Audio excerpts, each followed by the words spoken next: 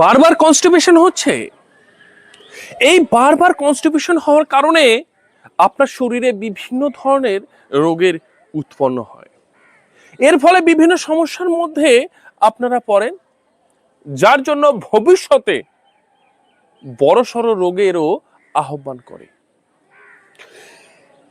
তো কনস্টিপেশন হয়েছে, খুব চিন্তায় রয়েছেন, খুব বেশি চিন্তা করার কোনো প্রয়োজন নেই।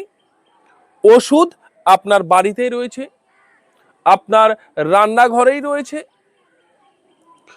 শুধুমাত্র জানার বিষয়গুলো হচ্ছে যে কোন জিনিসগুলো আমরা খাবো আর কি নিয়ম আমরা পালন করব আর কিভাবে চলবো। তাহলে এই কনস্টিপেশনের এই সমস্যা থেকে আপনারা সমাধান কিন্তু পেয়ে যাবেন। ভিডিওটিকে প্রথম থেকে শেষ পর্যন্ত দেখুন, এর মধ্যে অনেকগুলো পয়েন্ট আমি আলোচনা করব যা আপনাদের জন্য এবং আপনার পরিবারের জন্য একদম কল্যাণময় হতে চলেছে, মানে বিশাল উপকার হতে চলেছে। দেখুন, এই কনস্টিপেশনের ফলে যদি আপনার দীর্ঘদিন কনস্টিপেশন থাকে তাহলে কি কি সমস্যা তৈরি হবে। প্রথমত, আপনার যদি এই পটি মানে কনস্টিপেশনের কারণে যদি পটি ক্লিয়ার না হয়, পটি যখন আপনার ওই জায়গা থেকে যাবে, মানে পুরোপুরি হচ্ছে না, অল্প করে থেকে যাচ্ছে, এর ফলে আপনার শরীরের মধ্যে অস্বস্তি একটা যে অনুভব সেটা কিন্তু হবে। দ্বিতীয় নম্বর, ইনফেকশনও আপনার হতে পারে। তৃতীয়, আপনার অ্যাসিডিটি এটা কিন্তু কমবে না, ধীরে ধীরে এটা আরো চরম লেভেলে বাড়বে। চতুর্থ যে সমস্যাটা সবচেয়ে বেশি দাঁড়াচ্ছে, না বললেই হয় না, এটা হচ্ছে এই যে মলদার মানে ইউট্রাস বা যেটাই বলেন মলদার আমরা বলছি, এটা কনস্টিপেশন হওয়ার কারণে আপনারা জোরে প্রেসার দিচ্ছেন যে তাড়াতাড়ি যেন মানে পটিটা যেন ক্লিয়ার হয়। এটা কিন্তু ভুলে করবেন না, এর ফলে বিভিন্ন রকমের যে সমস্যা সেটা কিন্তু তৈরি হবে এবং মলদার ঝুলে যাবে, যা পরবর্তী সময়ে অপারেশন করেও কিন্তু ভালো হবে না। এটা কিন্তু মাথার মধ্যে রাখবেন, বুঝাচ্ছে? তো এই কনস্টিপেশনের ফলে আরো বিভিন্ন ধরনের যেটা রোগ সেটা আপনার শরীরের মধ্যে দেখা দিবে। এই কনস্টিপেশনের ফলে পাইলস এবং ফিস্টুলা দুটোই হবে। এই অ্যানাস এবং রেকটম আপনি প্রেসার দিচ্ছেন, একদম শক্ত হয়ে গেছে, মলটা একদম শক্ত হয়ে গেছে, আপনি প্রেসার দিচ্ছেন, খচ করে কেটে যাবে অ্যানাস এবং রেকটম, যে চামড়াটা একদম নরম থাকে। এর ফলে আপনার রক্ত বেরোতে শুরু করবে। ফাইলস, মলদার চুলকাবে, কুচকুচ কুচকুচ কুচকুচ হবে, এই কনস্টিপেশনের ফলেই হবে। বুঝাচ্ছে কথাগুলো? এবং মলদার মানে মল যদি ক্লিয়ার না হয় তাহলে আপনারা নিজেই অনুভব করুন যে আপনাদের শরীরের মধ্যে কি কি রোগের উৎপন্ন হতে পারে। আমি কয়েকটা আপনাদেরকে বললাম এবং আপনারা অনুভব করুন যে মলদার ক্লিয়ার হবে না, অ্যাসিডিটি হবে, মাথা ব্যথা করবে, বুক যন্ত্রণা করবে, সবকিছুই হবে। হবে না? হবে না? হবে। তো এই মলদার মানে এই মল যদি ক্লিয়ার না হয়, মল যদি ক্লিয়ার না হয় তাহলে আগামী দিনে আপনারা আরো বেশি বিপদের মুখে পড়বেন। বুঝাচ্ছে আমার কথাগুলো? তো এর সমাধানে আমরা আসি। সমাধান আমাদের বাড়িতে কিন্তু আছে।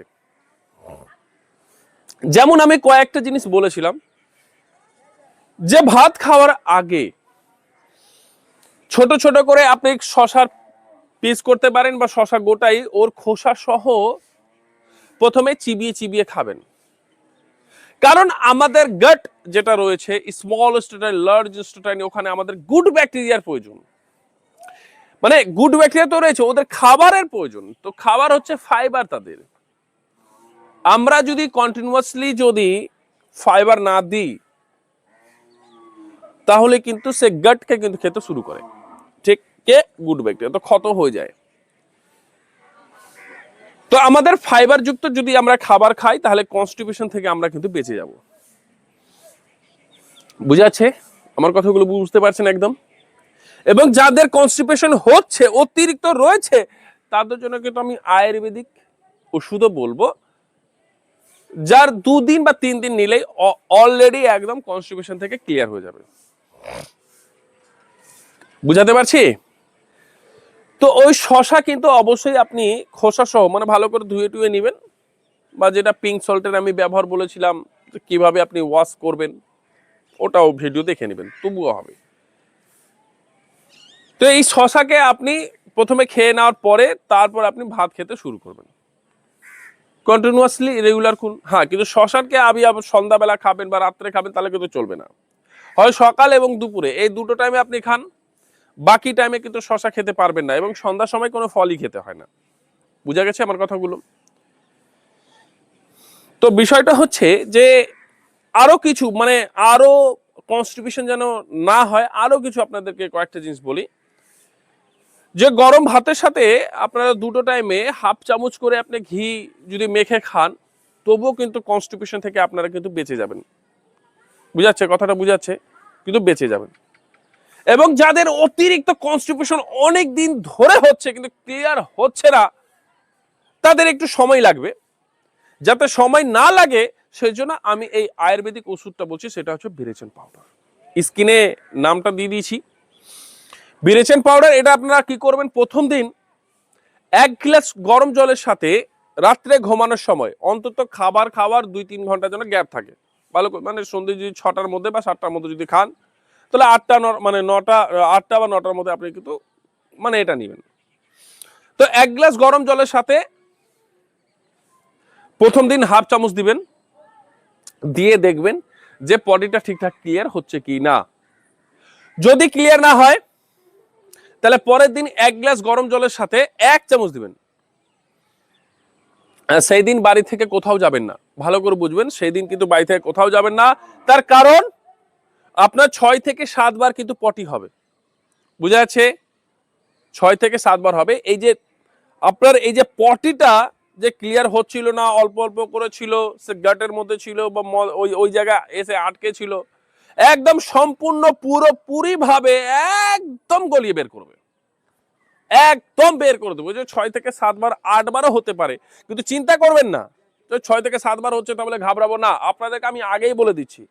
কারণ 6 থেকে 7 বার 8 বারও হতে পারে, একদম পুরোপুরি ভাবে একদম মল বের করে দেবে। বোঝা গেল? এই মল, এই পটি আমাদের শরীর থেকে যদি না বেরায়, এ কি ক্ষতি করতে পারে তা কল্পনা করতে পারবেন না। আর এই পেটের কারণের জন্যই 90% অসুখ কিন্তু আছে। আমরা অসুস্থ হই বা আপনারা অসুস্থ হচ্ছেন, এটা কিন্তু পেটের কারণে। 90% রোগ উৎপন্ন করে একমাত্র শুধুমাত্র পেট। এই পেটটাই কিন্তু উৎপন্ন করে। তো আমি খাবার খাচ্ছি, আবার বডিটা ঠিকঠাক বেরাচ্ছে কিনা সেটার দিকে ধ্যান দিতে হবে আপনাকে। এটাকে আপনি যদি অ্যাভয়েড করে যান, হলো না থাক, হলো না থাক, একদিন হলো দুদিন হলো না, একদিন হলো দুদিন হলো না, তাহলে মাথায় রাখবেন আগামী দিন ডেফিনেটলি আপনি অসুস্থ হতে যাচ্ছেন, আর সেটা ভয়ঙ্কর অসুস্থ হতে যাচ্ছেন। আর কিছু কথা আপনাদেরকে বলাই হয়নি, এই যে স্কিন যে ডিজিজ গুলো হচ্ছে, কেন হচ্ছে? পটি ক্লিয়ার হচ্ছে না বলে। চুলকাচ্ছে, ইচিং হচ্ছে, ফোড়া হচ্ছে, দাঁত হচ্ছে, এই পটি ক্লিয়ার হচ্ছে না বলে হচ্ছে। এই যে সেতি রোগ হচ্ছে, হোয়াইট স্কিন হচ্ছে, পটি ক্লিয়ার হচ্ছে না বলে হচ্ছে। পেটের কারণের জন্য হচ্ছে, বাকি কোনো রিজন নেই ভাই, বাকি কোনো রিজন নেই, এই পেটটাই রিজন। তার মানে আপনি বলতে চাইছেন হ্যাঁ আমি খাবারই খাবো না, তাহলে পেট অসুস্থ হবে না? পেট খাবার খাবেন না তবু অসুস্থ হয়ে যাবেন। যদি না খান তবু আছে, মানে যদি দীর্ঘদিন না খান তাহলে অ্যাসিডিটি উৎপন্ন হবে, ওটাও আপনাকে ক্ষতি করবে, তাই না? তাহলে না খেয়েও পারবেন না, আর এদিকে খেয়েও পারছেন না, তাহলে বিকল্পটা কি?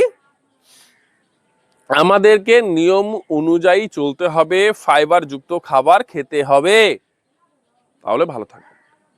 বোঝা গেল? তো আয়ুর্বেদিক দোকান থেকে সেই ওষুধটা নিয়ে নিন, ভালো থাকবেন, চিন্তা করবেন না, একদম ভালো থাকবেন। আর রান্নাঘর হচ্ছে সবচেয়ে বড় ঔষধালয়, এই বিষয়টাকে মাথার মধ্যে ঢুকান। আগামী 10 বছরের মধ্যে বলছে না যে ম্যান মেড এই যে ডিজিজ, সেটা কিন্তু তো হচ্ছে, কিন্তু ভালো ভালো করে বুঝবেন, আপনারা ধীরে ধীরে বুঝবেন। মানে টোটাল যদি আমি খুলে বলে দিই তাহলে এখন শুধুমাত্র ধমকি আসছে, আগামী দিনে আমাকে আউট করে দিবে, কিন্তু ধীরে ধীরে বলবো, আপনাদেরকে বলবো, আপনারা একটু একটু বুদ্ধি খাটান। কেন এত রোগ হচ্ছে, আমরা কি খাবার খাচ্ছি, কিসের জন্য এত রোগ, আপনারা ঠিক বুঝতে পারবেন। একটু শুধু ব্রেন লাগান, সতর্ক হন, পরিবারকে সতর্ক করুন, নতুবা আগামী, আপনারা তো যা আছেন আছেন, আগামী প্রজন্ম শেষ হয়ে যাবে। আর এটার একটা অনেক বড় চক্রান্ত চলছে, যা অনেকে বুঝতে পেরেও অনেকে বলতে পারছেন না।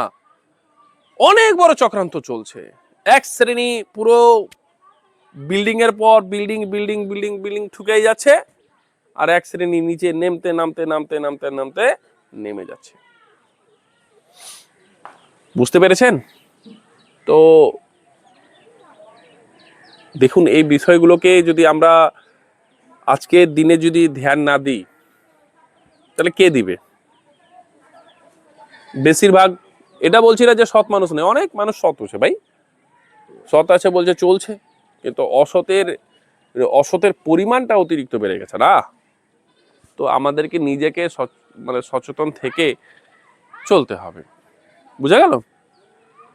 ভালো থাকবেন।